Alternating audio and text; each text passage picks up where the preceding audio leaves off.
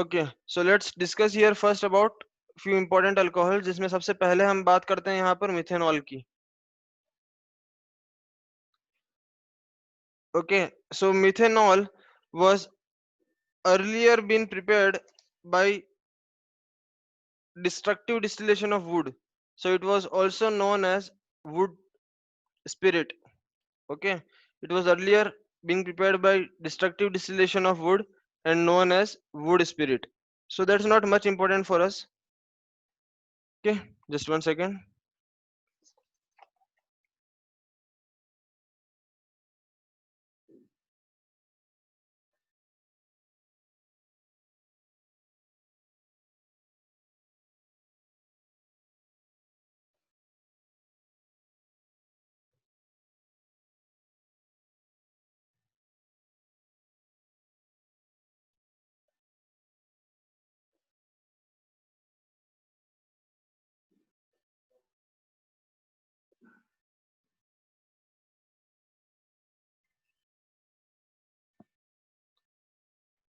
Okay, so as I was telling, it was earlier known as wood spirit, but the another important method by which methanol is prepared is by passing hydrogen in carbon monoxide, that is by doing catalytic hydrogenation of carbon monoxide. So this is the method by which we prepare methanol in large quantity. That is commercial preparation method of methanol. So it is prepared by catalytic hydrogenation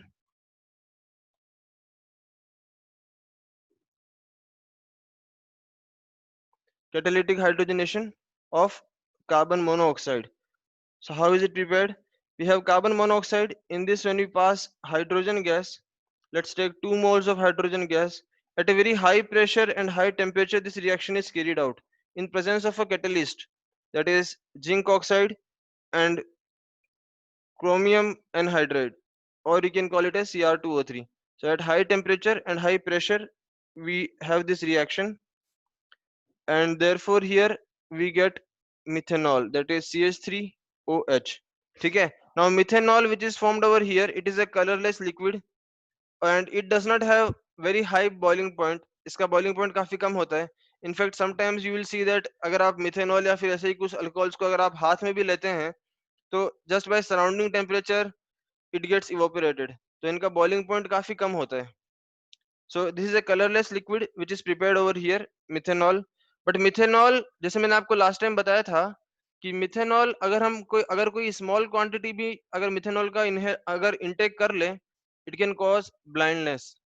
And if little larger quantity of methanol is intake, then it can even cause death. तो methanol is very dangerous and poisonous.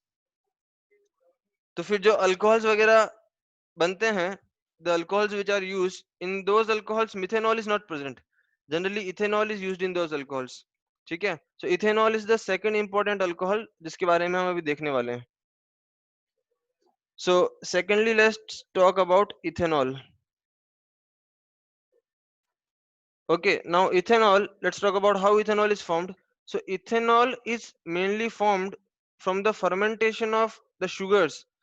Mainly you can say from the cane sugar or maltose, sucrose, grapes etcetera. तो grapes etcetera इन fruits का जिनमें sugar present होते हैं, जब उनका fermentation होता है इन absence of air, fermentation in absence of air, when it is carried out, it leads to the formation of ethanol. Okay, let's see the reactions. So as I told you, we are doing the fermentation of grapes or any fruit which contains sugar. So let's take cane sugar, which is sucrose, that is C12H22O11. ठीक है. सो sucrose का जब हम hydrolysis करते हैं in presence of an enzyme called as invertase, ये reaction वैसे कुछ इंपॉर्टेंट है, तो ये आप याद भी रख सकते हैं कि जब हम सुक्रोज का हाइड्रोलिसिस करते हैं in presence of an enzyme which is acting here as a catalyst. ठीक है. So this converts the sucrose into two compounds, namely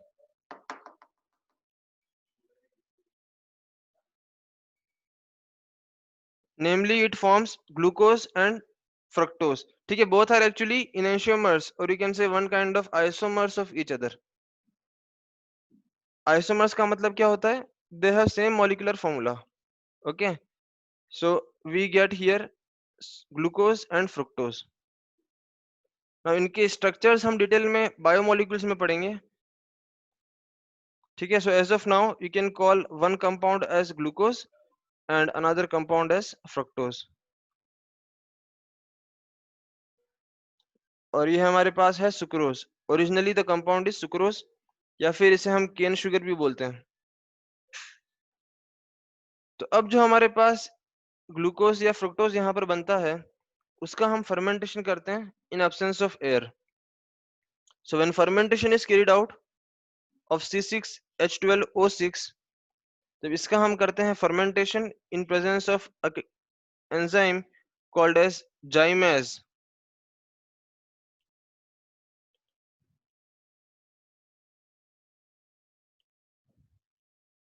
So here we get ethanol, that is C2H5OH. You can write 2 moles of ethanol. 2 moles of ethanol plus 2 moles of CO2 is produced over here. तो यहाँ से CO2 gas हमें निकलती है. तो ये reactions आप याद रख सकते हैं कि इस तरह से यहाँ पर इथेनॉल प्रिपेयर किया जाता है. Okay, so these are the reactions of fermentation.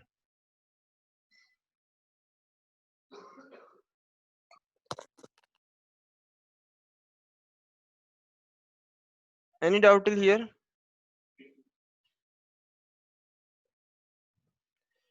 So in this way, yes, anyone? Sir वो एंजाइम्स का क्या नाम होता है? देखो, पहले केस में जब हमने सुक्रोज का हाइड्रोलिसिस किया तो यहाँ पर हम यूज करते हैं इन्वर्टेज. तो इन्वर्टेज एंजाइम से सुक्रोज जो है ग्लूकोज और फ्रक्टोज में कन्वर्ट होता है, और बाद में यहाँ पर ग्लूकोज या फ्रक्टोज से हम अल्कोहल बनाते हैं यूजिंग जाइमेज. ठीक है,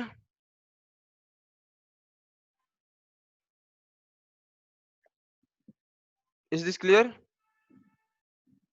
यस सर. ठीक है, तो देखो मिथेनॉल और इथेनॉल हम कहाँ यूज करते हैं basically. Ethanol also if it is taken in very concentrated quantity, then it can cause nausea, etc. ठीक है, loss of consciousness, etc. But generally, like methanol, ethanol, they are used as a solvent in the paints. They are used as solvent in paints. Okay, so these are few important alcohols जिसके बारे में आपको थोड़ा बहुत पता होना चाहिए. वैसे ज्यादा क्वेश्चंस इससे नहीं पूछे गए हैं. Okay, any doubts here?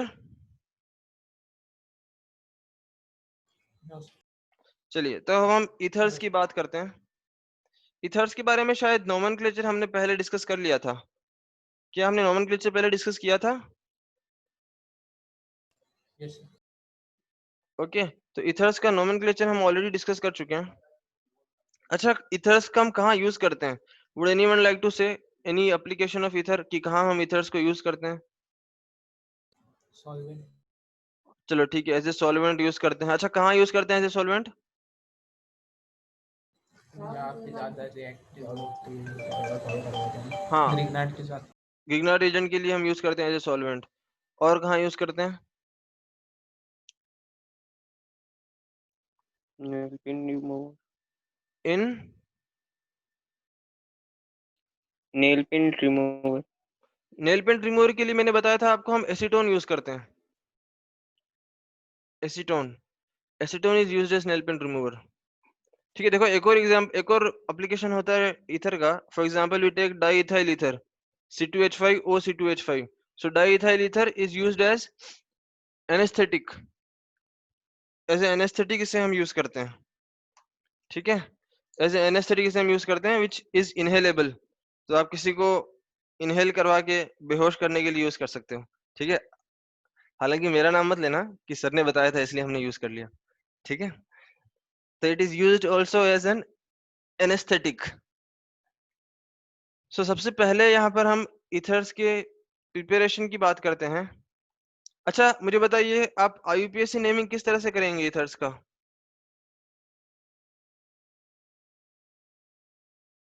Ethers का IUPAC नेमिंग हम किस तरह से करेंगे? एल्कोक्सी, अल्कोक्सी, पूरा बताइए।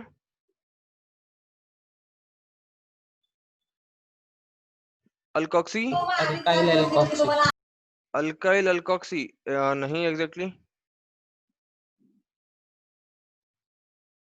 देखो मान लो अगर आपको दिया जाए अल्कोक्सी अल्केन, ठीक है, इथर्स के लिए हम यूज करते हैं अल्कोक्सी अल्केन, और मैंने आपको बताया था कि अल्कोक्सी और अल्केन कौन सा अल्काइल ग्रुप कहाँ यूज किया जाएगा? अल्कोक्सी में कौन सा अल्काइल ग्रुप यूज होगा? जिसका साइज Smaller छोटा है, alkyl group. ठीक है। The one which is smaller alkyl group will be used in place of alkoxy, and the larger one on the longer parent chain will be used in alkane, ठीक है। तो चलो हम यहाँ पर प्रिपरेशन की बात करते हैं। सबसे पहले preparation of ethers.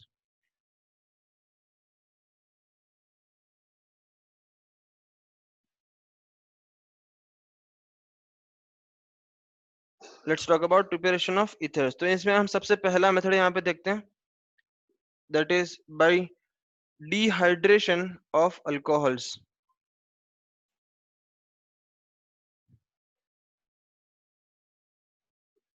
Bye dehydration of alcohols. तो देखो जब भी आप अल्कोहल्स पर कोई डिहाइड्रेटिंग एजेंट डालते हैं, मैंने आपको बताया था डिहाइड्रेटिंग एजेंट्स के एग्जांपल कॉन्सेंट्रेटेड H2SO4 और H3PO4। कॉन्सेंट्रेटेड H2SO4 और H3PO4, तो alcohols undergo dehydration, that is they lose water,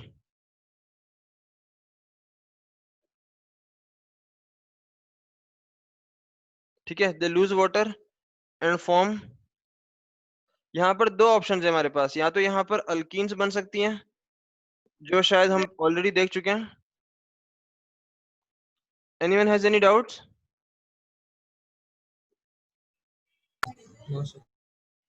देखो यहाँ पर दो चीजें हो सकती है, या तो यहाँ पर अल्कीन बन सकती है जब हमने अल्कोहल का डिहाइड्रेशन किया, तो या तो यहाँ पर कोई अल्कीन बन सकती है या फिर ईथर बन सकता है, ठीक है। So two things are possible here. तो हम देखते हैं कि किस कंडीशन में अल्कीन बनती है और किस कंडीशन में ईथर बनते हैं। So let's take an example. जैसे अगर हम यहाँ बात करें इथेनॉल की, so let's take an example of ethanol, that is CH3 CH2 OH। तो अगर इथेनॉल पर हम यूज करते हैं कंसंट्रेटेड H2SO4 या फिर H3PO4, अब अगर हम हाई टेम्परेचर पर कोई डिहाइड्रेटिंग एजेंट यूज करते हैं इसके साथ, let's say we use at around 443 kelvin, तो अगर हम हाई टेम्परेचर पर यूज करते हैं तो आपको सिर्फ इतना याद रखना है कि यहाँ पर अल्कीन फॉर्म होगी। अब अल्कीन कैसे फॉर्म होगी ये हम ऑलरेडी डिस्कस कर चुके हैं कि हम सबसे पहले यहाँ पर कार्बोकेटाइन बनाते हैं, कार्बोकेटाइन को सबसे ज्यादा स्टेबल बनाते हैं और फिर उसका अल्फा हाइड्रोजन रिलीज करते हैं, ठीक है। सो यहाँ पर फॉर्म होगी अल्कोहल, अल्कीन फॉर्म होगी यहाँ पर अल्कोहल से अगर हमने यूज किया high temperature, but if you use low temperature then we get ether. Same reagents, same reagents हम यहाँ पर भी यूज कर रहे हैं, बट अगर हमने टेम्परेचर कम रखा है तो हमें यहाँ पर मिलता है ether, that is the two alcohols combined together to give ether, ठीक है। अब देखो अल्कीन का फॉर्मेशन तो हम ऑलरेडी डिस्कस कर चुके हैं, हमें मेनली यहाँ पर फोकस करना है प्रिपरेशन ऑफ ईथर पर। सो इसका मैकेनिज्म हम यहाँ पर पहले समझ लेते हैं कि किस तरह से ये रिएक्शन होती है। सो लेट्स टेक, हमने लिया पहला मोल CH3 CH2OH, ये हमारे पास इथेनॉल है, इसका हमने पहला मोल लिया और हमने यूज किया यहाँ पर कोई एसिड, तो जिससे मिला हमें H+। अब जब हमें H+ मिला यहाँ पर, तो आप तो जानते हैं कि यहाँ पर एसिड बेस रिएक्शन होगी, acid base reaction takes place here. ये हमारे पास एक जो अल्कोहल है वो एक लुईस बेस की तरह बिहेव करेगा, वो इस H+ को अपने इलेक्ट्रॉन्स डोनेट कर सकता है, so then it gets protonated. इस अल्कोहल का यहाँ पर हुआ प्रोटोनेशन, तो हमें मिला इस तरह से OH2+।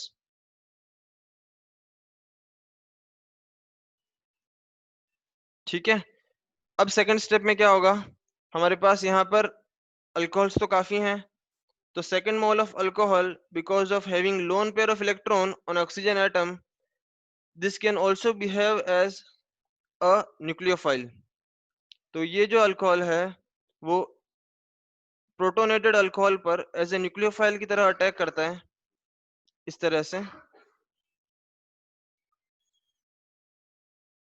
ये इस तरह से इस न्यूक्लियोफाइल पर अटैक करता है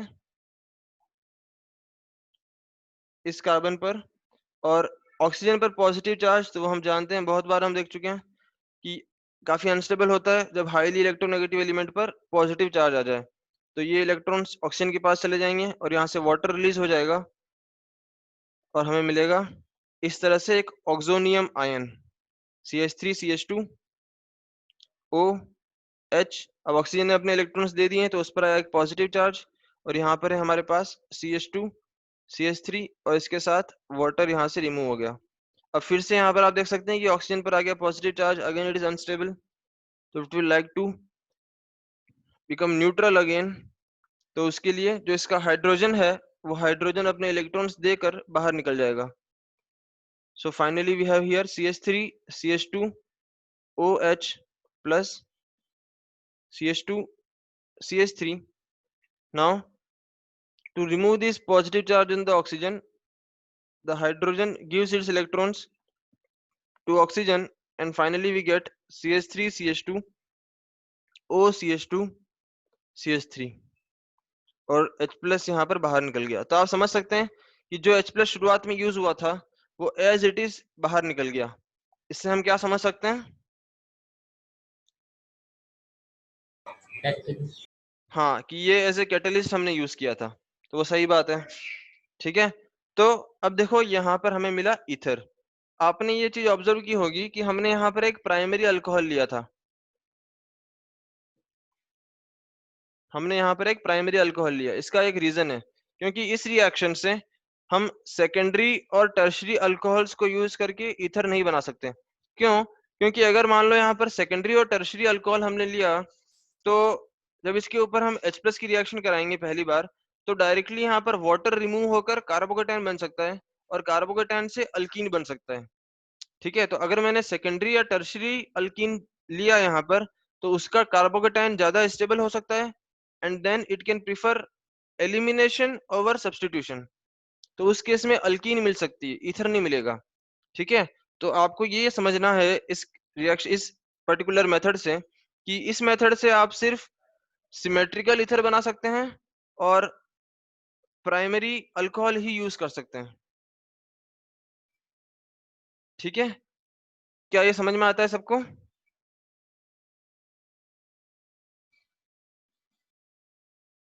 Yes, sir. ठीक है, तो here you can write a note that this particular method is suitable only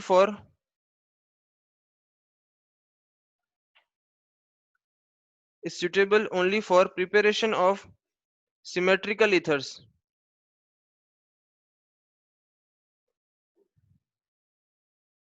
and from alcohol having primary alkyl groups।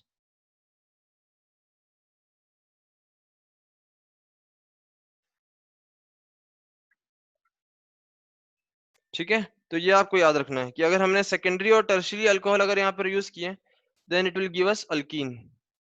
ठीक है, तो ये पॉइंट भी हम यहाँ पे लिख लेते हैं दैट सेकेंडरी और tertiary alcohols give alkyne over ether.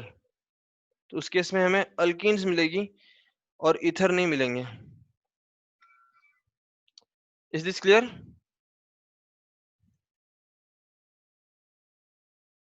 Yes, sir. Okay, so this was first method which we discussed. Now let us move on to second method, which is a very important method, which is named after a scientist, Williamson. So it is known as Williamson's ether synthesis। यही method हम ज्यादातर use करते हैं। Williamson ether synthesis.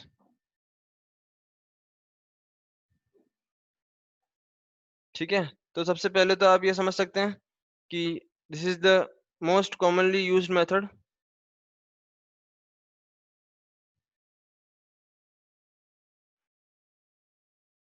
और इस method से आप unsymmetrical ethers भी बना सकते हैं।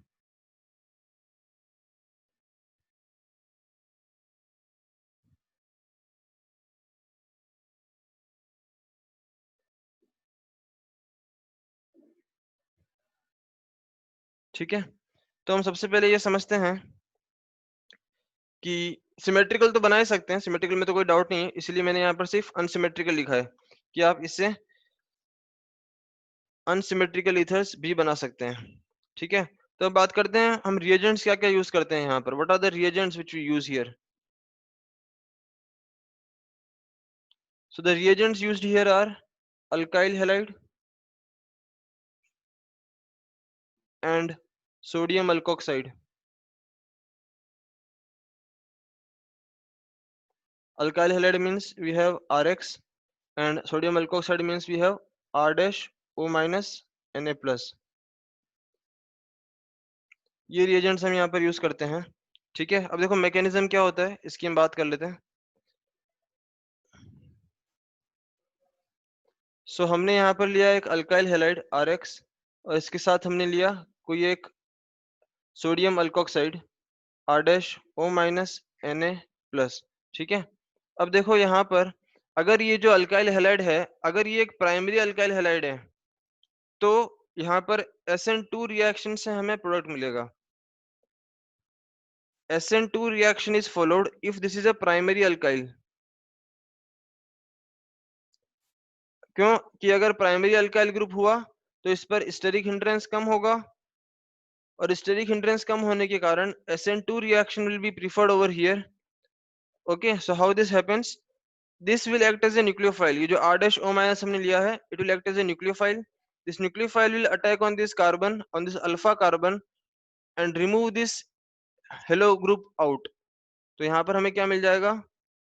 R dash O R plus NaX। इस तरह से हमें यहाँ पर मिल जाएगा ईथर। ठीक है, अब सिंस ये रिएक्शन SN2 मैकेनिज्म से होती है तो SN2 मैकेनिज्म के लिए क्या प्रीफर्ड है? It is preferred to have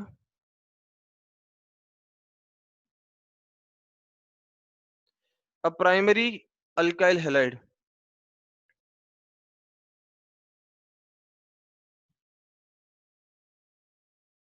It is preferred to have a primary alkyl halide 1 degree so that to have less steric hindrance.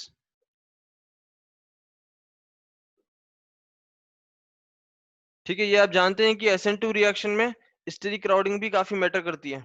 तो अगर SN2 रिएक्शन से यहाँ पर मैकेनिज्म होता है तो then in this case we will prefer that हमारे पास जो अल्काइल हैलाइड है वो होना चाहिए प्राइमरी, या फिर उसके पास कम से कम स्टेरिक क्राउडिंग होनी चाहिए। ठीक है, इज दिस क्लियर? अगर मान लो वो प्राइमरी नहीं हुआ तो उस केस में क्या होगा? अगर वो प्राइमरी नहीं है तो हमारे पास ईथर नहीं बनेंगे, हमारे पास बनेगा अल्कीन। ठीक है, तो आपको ये चीज याद रखनी है कि विलियमसन ईथर सिंथेसिस तभी होता है जब हमारे पास कोई प्राइमरी अल्काइल हैलाइड हो। ठीक है, फॉर एग्जांपल अगर हम यहाँ पर देखें, let's take an example. So here we have CH3Br methyl bromide लिया हमने और इसके साथ में हमने लिया सोडियम टर्शियरी ब्यूटॉक्साइड।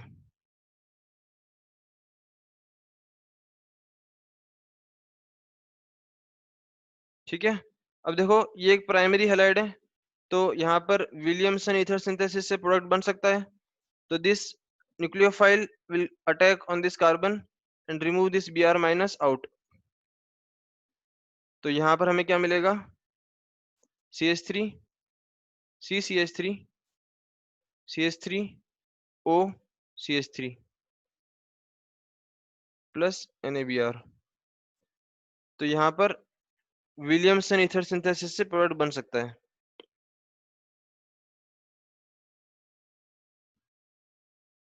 ठीक है। अगर मान लो हमने गलती से अगर कोई ऐसा अल्काइल हैलाइड यूज कर लिया जिसमें स्टेरिक क्राउडिंग ज्यादा है, लेट्स से अगर हमने यूज कर लिया यहाँ पर, इसी का उल्टा एग्जांपल ले लेते हैं।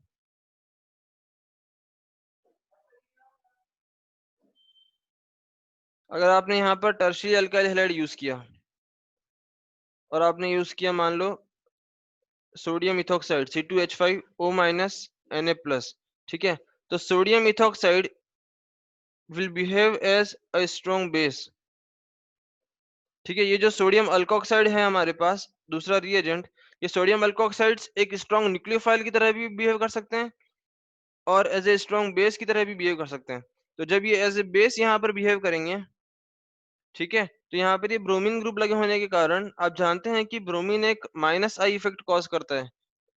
तो -I की वजह से इसका जो अल्फा सॉरी बीटा हाइड्रोजन होगा, इस कार्बन से जुड़ा जो हाइड्रोजन होगा वो स्लाइटली एसिडिक होगा, तो ये बेस यहाँ अटैक करके उस H को निकाल देगा यहाँ से, यहाँ बनेगा positive. So when this H+ goes out, ठीक है, जब यहाँ से ये H+ बाहर निकलेगा तो यहाँ से फिर हमें एक अल्कीन मिल जाएगी।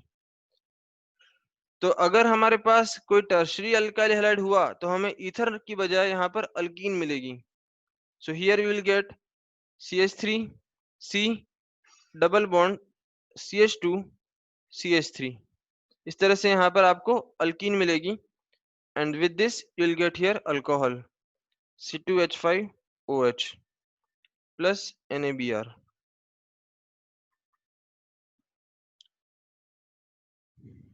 क्या ये चीज आपको समझ में आती है?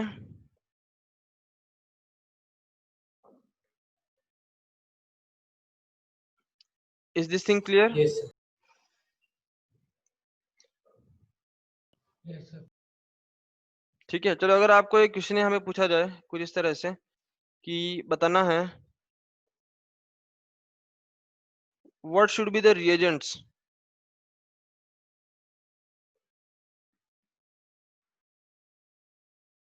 what should be the reagent to obtain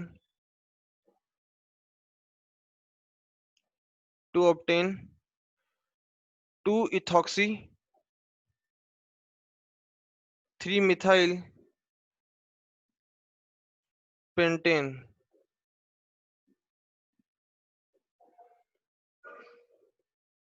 ठीक है, ये आपको बताना है what should be the reagents to obtain 2-ethoxy 3-methyl pentane।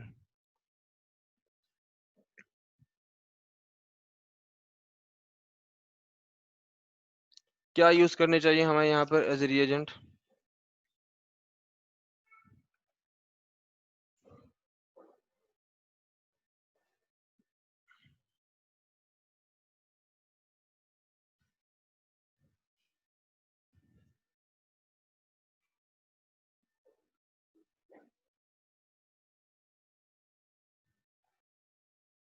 Yes, anyone would like to say?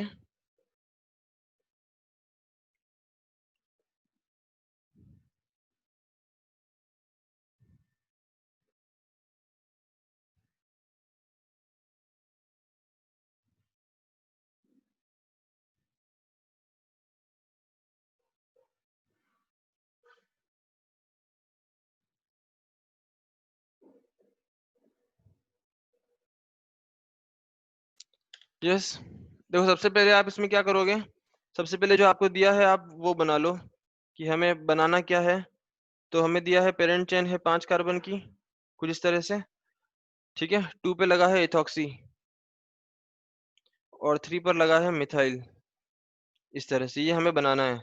ठीक है, तो आपको ये देख के पता है कि हमारे पास ये कैसा इथर है, सिमेट्रिकल इथर है या अनसिमेट्रिकल इथर है? ये किस तरह का इथर है? अनसिमेट्रिकल। अनसिमेट्रिकल इथर है। तो क्या अनसिमेट्रिकल इथर हम किसी डिहाइड्रेटिंग एजेंट को यूज करके बना सकते हैं? नो सर, तो हम ये कौन से मेथड से बना होगा? विलियमसन। विलियमसन ईथर सिंथेसिस से। तो यहाँ पर हमें चाहिए एक अल्काइल हैलाइड और एक चाहिए अल्कोक्साइड। तो बताओ अल्कोक्साइड क्या हो, इसका अल्कोक्साइड हो या इस पूरे ग्रुप का अल्कोक्साइड हो?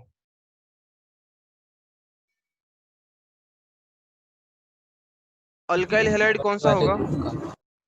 अल्कोक्साइड देखो, चलो इसको मैं नाम दे देता हूँ नंबर 1, इसको नाम दे देता हूँ नंबर 2। बताओ अल्काइल हैलाइड में क्या होना चाहिए?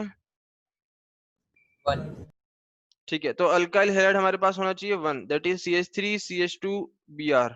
ये हो गया अल्काइल हैलाइड। तो बचा हुआ क्या होगा? Sodium alkoxide. ठीक है, तो ये रहा होगा आपके पास सोडियम अल्कोक्साइड। क्या ये सबको समझ में आता है?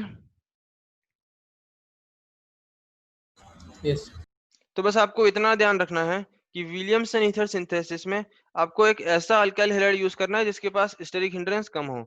बस फिर आपको जो भी ऐसा कंपाउंड मिले या फिर जो भी आपको ऐसा ईथर मिले, आप उसको ब्रेक कर लो। अगर ये छोटा अल्काइल ग्रुप है तो आप सिर्फ इसको यहाँ से ब्रेक कर लो और एक तरफ लगा दो Br या फिर कोई भी हेलोजन, और एक तरफ लगा दो Na। Is this clear? Yes sir चलो आपको एक और क्वेश्चन इसी के बारे में पूछता हूँ। जैसे मान लो हमें अगर बनाना है, let's say we have to obtain a product that is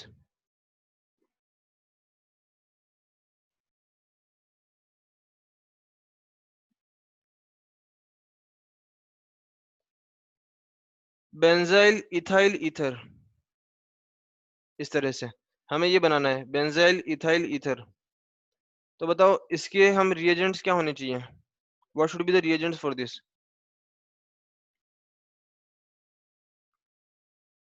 चलिए बताइए, what should be the reagent for this?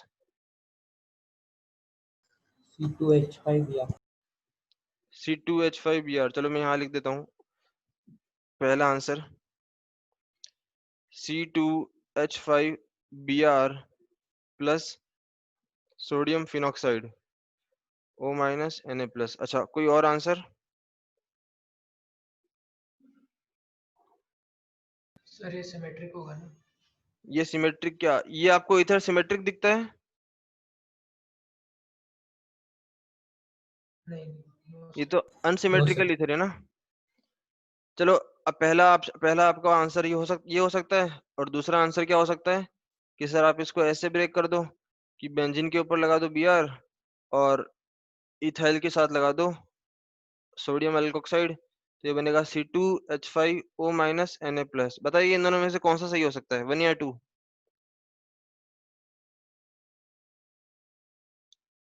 Yes बताइए।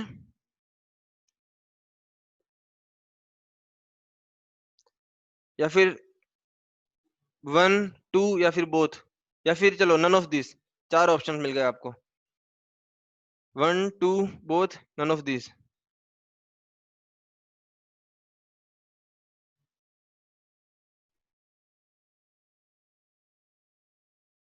यस, जल्दी से बताइए।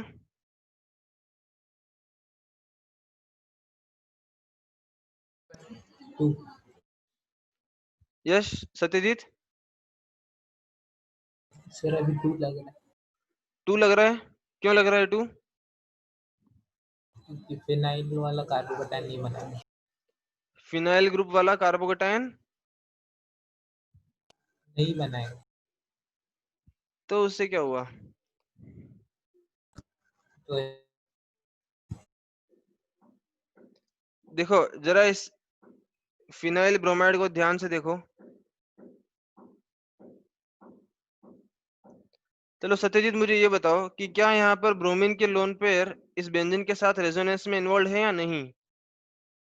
यस अ- सर अगर ये रेजोनेंस में इन्वॉल्व होंगे तो क्या यहाँ पर इस सिंगल बॉन्ड की बजाय एक पार्शियल डबल बॉन्ड कैरेक्टर आ जाएगा? यस सर तो पार्शियल डबल बॉन्ड कैरेक्टर के आने की वजह से इस ब्रोमीन का इस sp2 कार्बन का ये जो बॉन्ड है इसको तोड़ना बहुत मुश्किल होता है। ठीक है, तो ये जो ब्रोमीन अगर डायरेक्टली बेंजीन से जुड़ा है जो रेजोनेंस में इन्वॉल्व है, इसका पार्शियल डबल बॉन्ड कैरेक्टर होने की वजह से ये इस रिएक्शन में पार्टिसिपेट नहीं करता।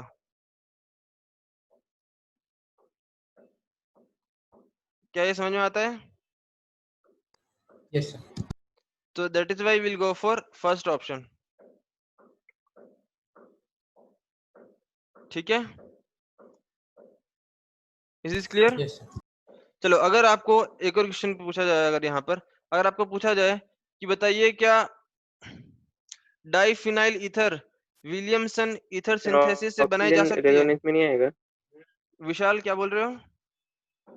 सर बेंजीन के ऊपर ऑक्सीजन और एनएल लगा है ना, वहाँ पर ऑक्सीजन रेजोनेंस में नहीं आएगा? ऑक्सीजन के पास 3 लोन पेयर है ना,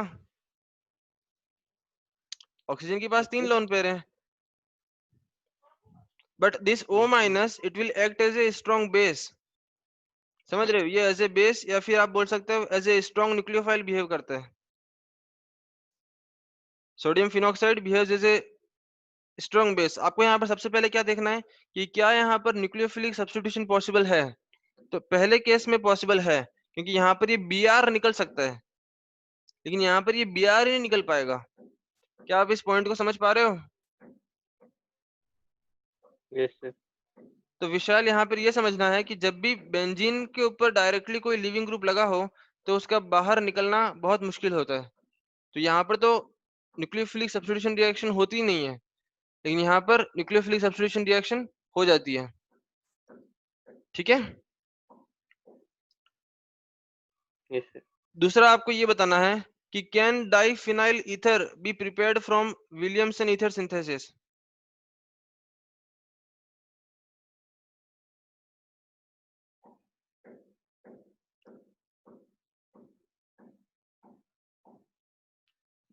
क्वेश्चन समझ में आया सबको?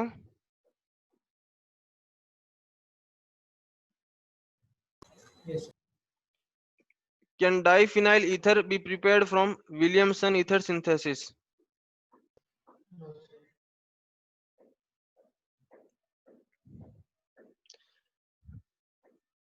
No, sir.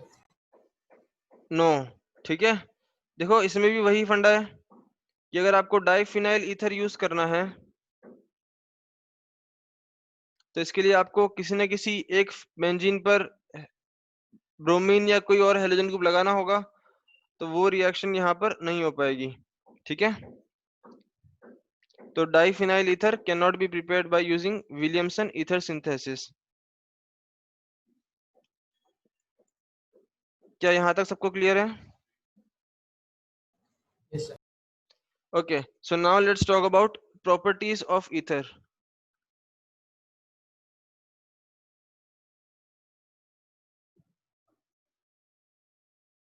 Properties of ether, सबसे पहले हम यहाँ बात करते हैं फिजिकल प्रॉपर्टीज की। So first let us talk about physical properties. Sorry, physical properties में सबसे पहले हम बात करते हैं बॉइलिंग पॉइंट की।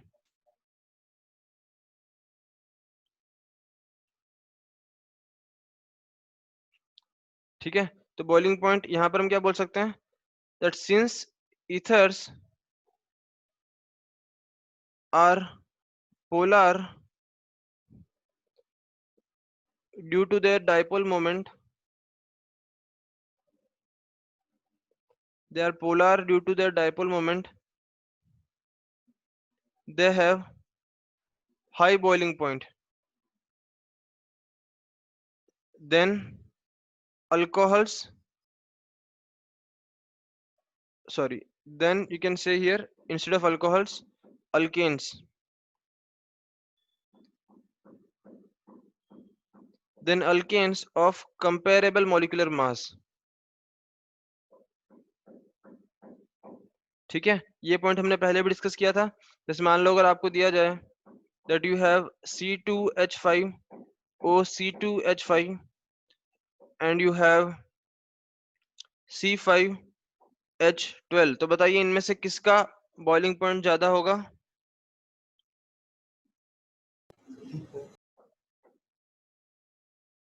Yes,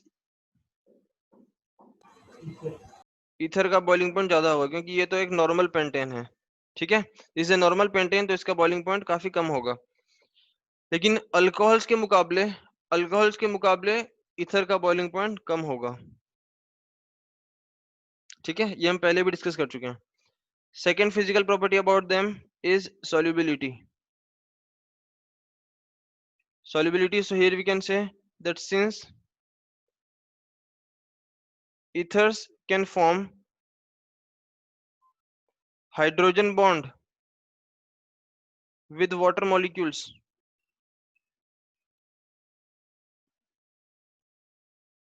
They are soluble in water.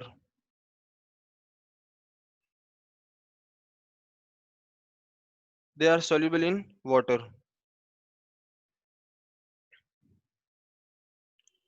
Okay, so these are some physical properties of ethers. Now let's talk about their chemical properties.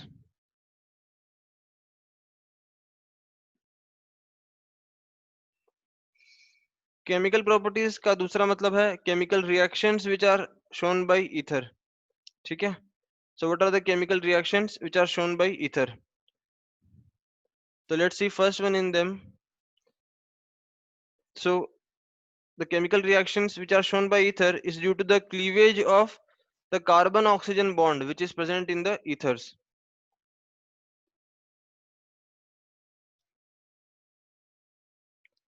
Cleavage of the CO bond which is present in the ether. ठीक है, सबसे पहले हम इसका example लेते हैं कि बाद में हम यहाँ पर इसका मैकेनिज्म डिस्कस करेंगे. तो लेट्स मान लो हमने लिया यहाँ पर एक अल्कोहल ROH. ROH पर हम जब हमने डाला HX, तो बताओ यहाँ पर क्या प्रोडक्ट मिलेगा?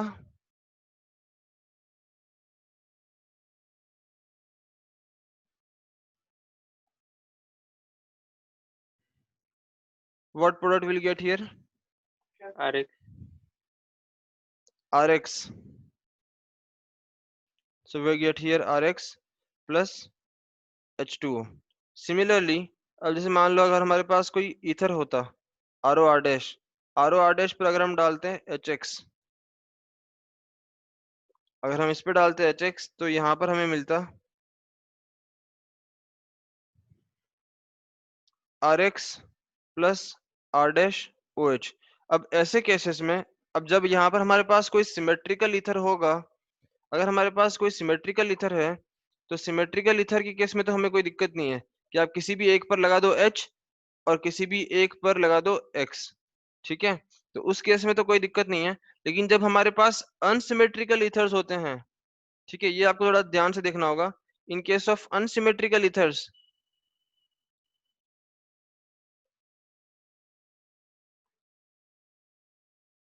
In case of unsymmetrical ethers, जैसे मान लो हमने एग्जांपल लिया ROR'. मान लो ये एक स्मॉल अल्काइल ग्रुप है. ठीक है, अगर मान लो ये एक स्मॉल अल्काइल ग्रुप है, तो अगर इस पर आप HX ऐड करते हैं तो आपको सिंपली ये ध्यान रखना है कि जो भी छोटा अल्काइल ग्रुप है उसके पास आप रख दो X और दूसरी तरफ आप रख दो H, और इस तरह से आप ये बॉन्ड्स को ब्रेक कर दो. तो फाइनली यहाँ पे आपको क्या मिलेगा? RX plus R'OH. आपको यहाँ पर एक अल्काइल हैलाइड मिलेगा और एक अल्कोहल मिलेगा. ऐसा क्यों बोला मैंने? Because this reaction happens by SN2 mechanism. तो SN2 मैकेनिज्म में जब न्यूक्लियोफाइल अटैक करता है तो न्यूक्लियोफाइल एक ऐसे कार्बन पर अटैक करना प्रीफर करता है जहां पर स्टेरिक क्राउडिंग कम हो. तो जो छोटा अल्काइल ग्रुप होगा उस पर हम डालेंगे X माइनस और दूसरे पर डालेंगे H प्लस. तो जब यहाँ पर HX की रिएक्टिविटी की बारी आती है कि सर HX की रिएक्टिविटी अलग हो सकती है, तो यस, जो यहाँ पर X माइनस आसानी से देगा that will have more reactivity. तो बताइए अगर हमने यूज किया HI, HBr, HCl, तो मुझे ये बताइए कि इन सब में स्ट्रॉन्गेस्ट एसिड कौन सा होगा? Which is the strongest acid?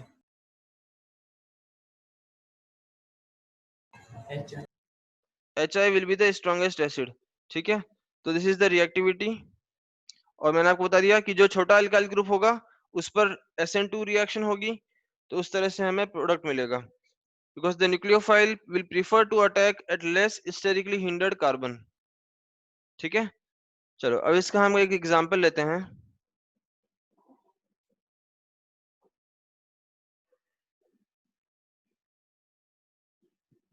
जैसे मान लो हमने लिया CH3 O CH2 CH3 और इस पर हमने डाला HI, तो बताइए क्या प्रोडक्ट मिलेगा यहाँ पर?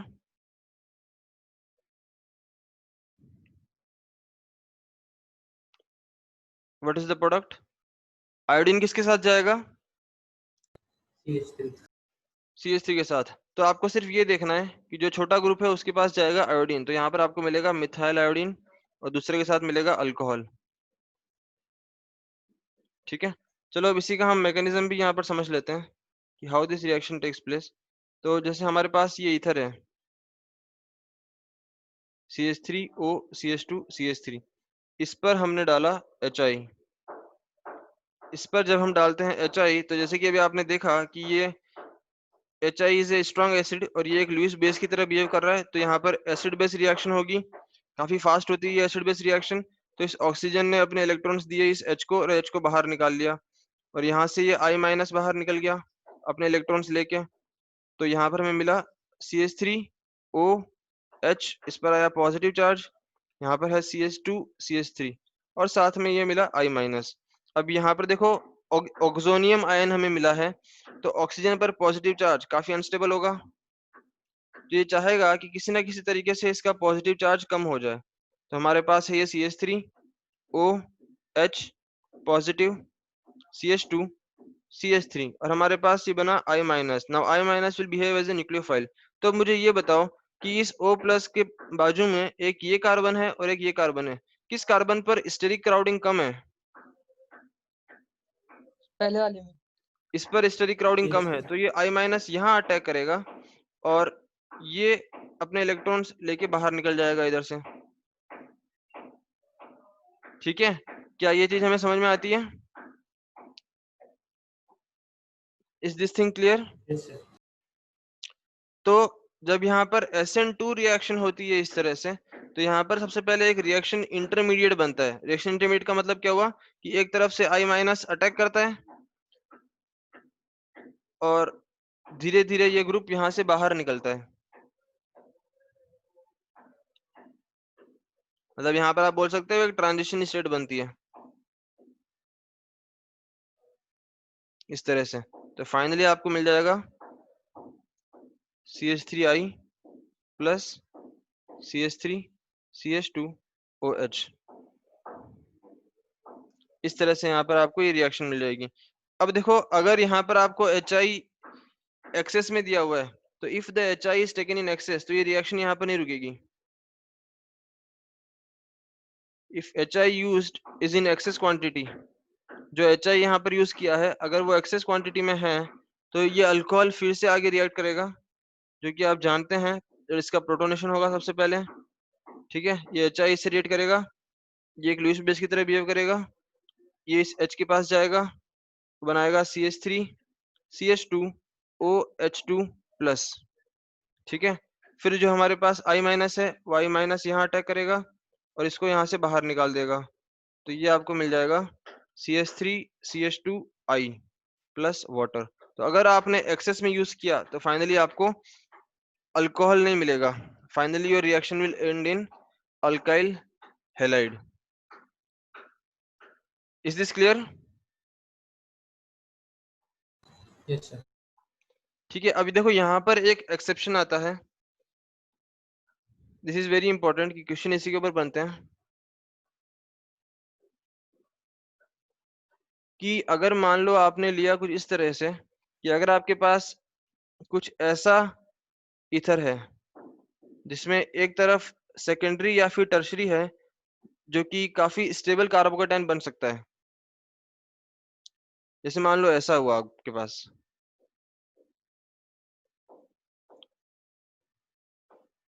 ठीक है, तो अब देखो जनरली यहाँ पर क्या गलती करते हैं कि सर आपने बोला था कि जिस तरफ छोटा एल्काइल ग्रुप होगा उस तरफ हम डालेंगे न्यूक्लियोफाइल मतलब I माइनस, तो इससे क्या बनना चाहिए मिथाइल आयोडाइड प्लस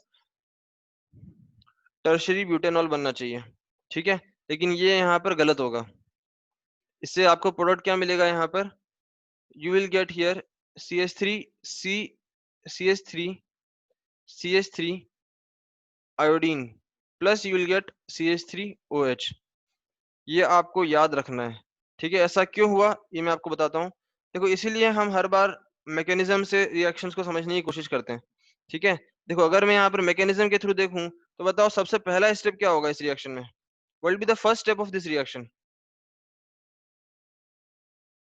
कोई बता सकता है? ऑक्सीजन अटैक करेगा HI के H पे। हाँ, तो मेरे पास ये एसिडिक है, ये H प्लस आई माइनस।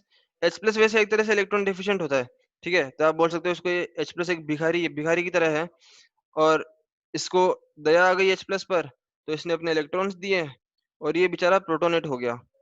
तो ये बना CH3 CCH3, यहाँ पर आ गया OH प्लस, और ये है CH3। ठीक है, चलो अब मुझे ये बताओ कि इस ऑक्सीजन का प्लस चार्ज मुझे हटाना है, तो सबसे आसान पॉसिबिलिटी क्या लग रही है मुझे, कि कौन सा बॉन्ड ब्रेक हो और इलेक्ट्रॉन्स ऑक्सीजन पर जाए, ये वाला बॉन्ड ब्रेक हो या फिर ये वाला बॉन्ड ब्रेक हो?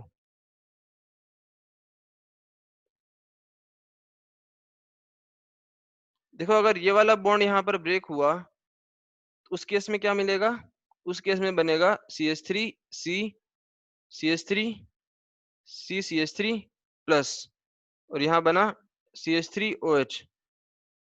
ठीक है, क्या आप मुझे बता सकते हो कि ये एक स्टेबल कार्बोकेटाइन है?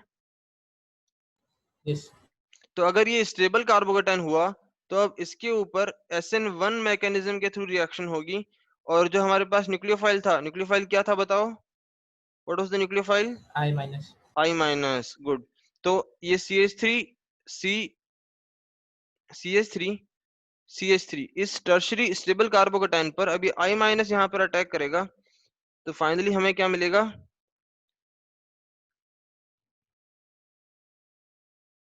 हमें ये टर्शरी अल्कोहल मिलेगा यहाँ पर, sorry tertiary iodide, I am sorry. ठीक है, तो फाइनली आपको यहाँ पर ये टर्शरी ब्यूटाइल आयोडाइड मिलेगा। तो आपको ये मिला यहाँ से आयोडाइड, और आपको ये मिला यहाँ से मिथेनॉल। क्या ये आपको समझ में आया?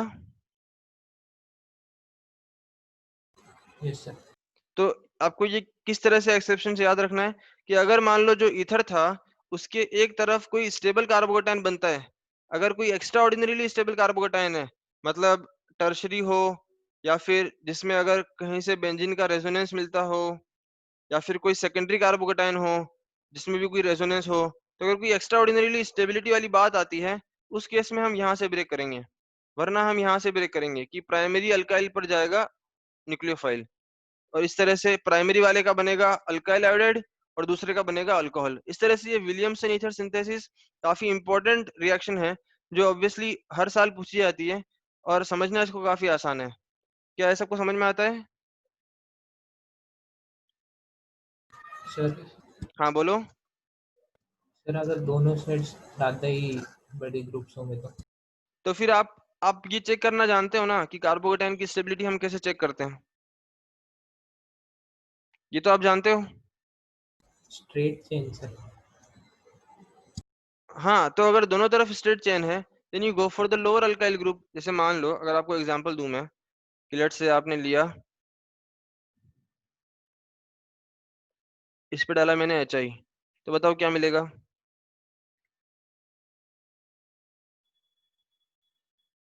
जल्दी से बताओ क्या सर मिलेगा? दूसरी साइड भी ज़्यादा बड़ा होगा अल्काइल मुझे अल्काइल आयोडाइड कौन सा मिलेगा, इथाइल आयोडाइड या प्रोपाइल आयोडाइड? इथाइल बस यही बात है, समझ में आया आपको? यस सर जब भी कोई ऐसा केस है तो यहाँ पर रिएक्शन होगी SN2 मैकेनिज्म से। अब ये काफी इंपॉर्टेंट पॉइंट, देखो आपको एग्जाम में इस चीज के मार्क्स मिलते हैं, कि आप ये मैकेनिज्म कौन सा हो रहा है, क्या न्यूक्लियोफाइल है। तो बेसिकली मैं आपको ये सजेस्ट करूंगा कि जब भी ऑर्गेनिक में इस तरह के क्वेश्चंस आते हैं कि जहाँ पर कोई मैकेनिज्म से रिएक्शन हो रही है, तो आप वहाँ पे ये चीजें क्लियरली मेंशन करो पेपर में, कि nucleophile is this, mechanism is this. अगर आप मैकेनिज्म बना दोगे ना, तो एग्जामिनर के पास कोई चारा ही नहीं है आपसे मार्क्स मार्क्स काटने के। ठीक है, तो ये सारी कुछ पॉइंटर्स होते हैं जो आपको एग्जाम में मेंशन करने हैं पूरे मार्क्स लेने के लिए। क्या ये सबको समझ में आता है? Yes sir yes sir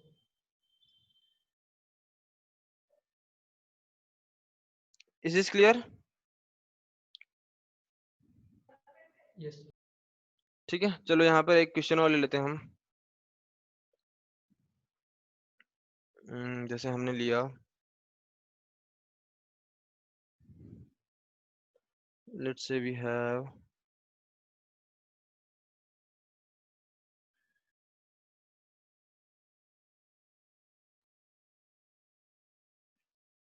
sorry.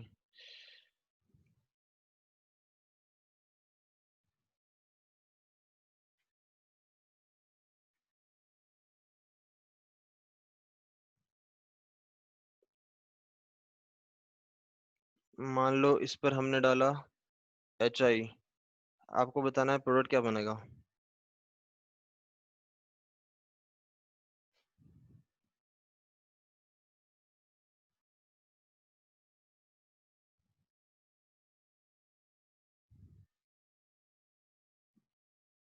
Question समझ में आया सबको? Yes, sir.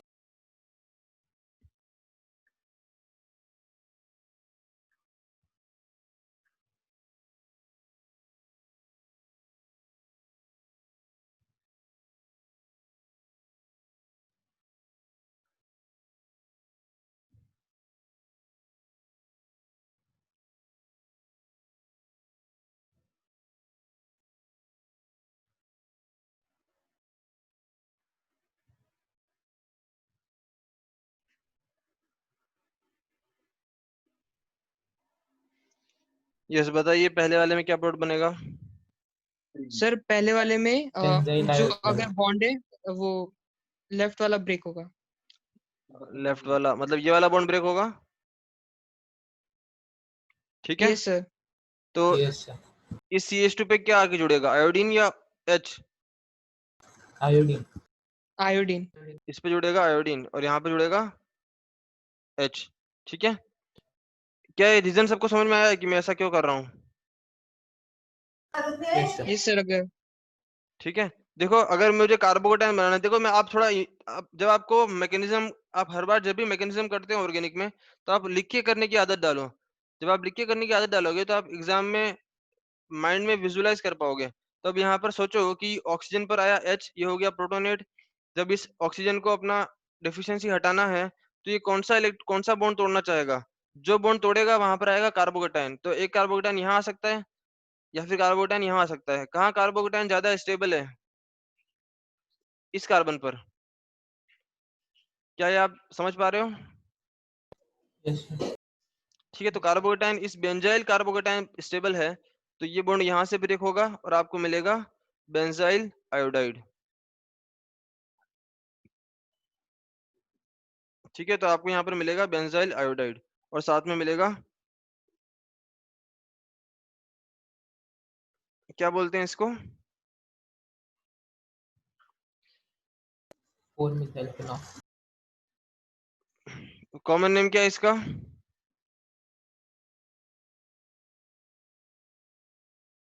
Sir cresol. कौन सा क्रिसोल है ये? Paracrisol. पैराक्रिसोल, ठीक है। अच्छा चलो बताओ, अब यहाँ पर कहाँ से बॉन्ड ब्रेक किया जाए, ये वाला या ये वाला?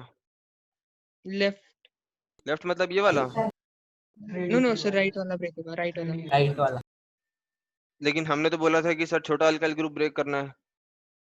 3 डिग्री क्या, 3 डिग्री स्टेबलाइज हो जाएगा। हाँ, ये 3 डिग्री है तो इसका कार्बोकेटाइन स्टेबल होगा, ठीक है। तो यहाँ पर आपको मिलेगा, इसके साथ जाएगा अल्कोहल, ठीक है। देखो ये ऑर्गेनिक की थोड़ी खासियत है कि अगर आपकी थोड़ी अच्छी सी प्रैक्टिस हो जाए तो आप खेल सकते हो मॉलिक्यूल्स के साथ। ये समझ में आया सबको? Yes, sir. Any doubt anyone has? No, sir. क्या ये सबको क्लियर है यहाँ तक जो हमने डिस्कस किया? Yes. ओके, तो आज हम यहीं तक एंड करते हैं, ठीक है। अच्छा मुझे ये बताओ कि what next chapter we should start?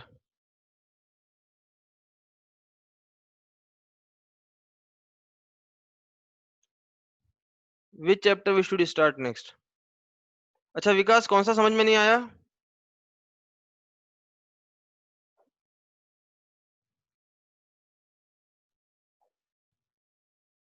Vikas,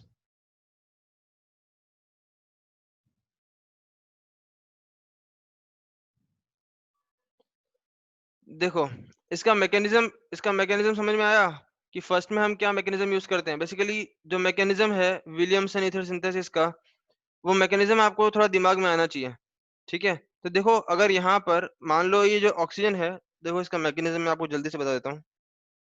first वाला एग्जांपल लेके, जैसे मान लो आपके पास, चलो इसको मैं शॉर्ट में लिख रहा हूँ, ठीक है, पीएच CH2O पीएच CH3, इस पर हम डाल रहे हैं H+I-, तो ये ऑक्सीजन है, इसके पास लोन पेयर ऑफ इलेक्ट्रॉन्स हैं। जब इस ऑक्सीजन ने इस H+ को देखा तो उसको दया आ गई और उसने इलेक्ट्रॉन्स उसे दे दिए, तो ये क्या बना, PHCH2OH प्लस PHCH3, ठीक है, ये बना। अब ऑक्सीजन पर आया पॉजिटिव चार्ज, ये चाहेगा अपने इलेक्ट्रॉन्स, इसको कोई इलेक्ट्रॉन्स दे दे, तो या तो ये वाला बॉन्ड ब्रेक हो सकता है या फिर ये वाला बॉन्ड ब्रेक हो सकता है, लेकिन ये वाला बॉन्ड तो ब्रेक हो नहीं सकता क्योंकि यहाँ पे तो बेंजीन डायरेक्टली लगा हुआ है, तो this is not an option. तो जब ये वाला बॉन्ड इस तरह से ब्रेक होगा तो PHCH2, इस CH2 पर आएगा पॉजिटिव चार्ज, ठीक है, और ये बन जाएगा आपका बेंजीन, इसके ऊपर OH और नीचे की ओर CH3। तो क्या देखो, ये कार्बोकेटाइन एक स्टेबल कार्बोकेटाइन है, ठीक है, क्योंकि इसको रेजोनेंस मिल रहा है बेंजीन रिंग का, तो ये एरोमेटिक हाईली स्टेबल कार्बोकेटाइन है। तो इसी कार्बोकेटाइन पर जो हमारा न्यूक्लियोफाइल था I-, वो इस पर अटैक करेगा और फाइनली आपको मिल जाएगा यहाँ पर PHCH2I। This is the mechanism. बोलो विकास, क्या है, समझ में आता है?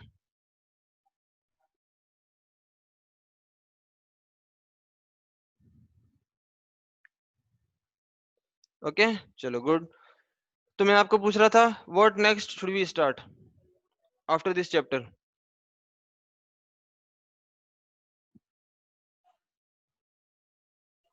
Solid state. अच्छा, तो आपके हाफ ईयरली एग्जाम में आने वाला कौन सा चैप्टर बचा हुआ है?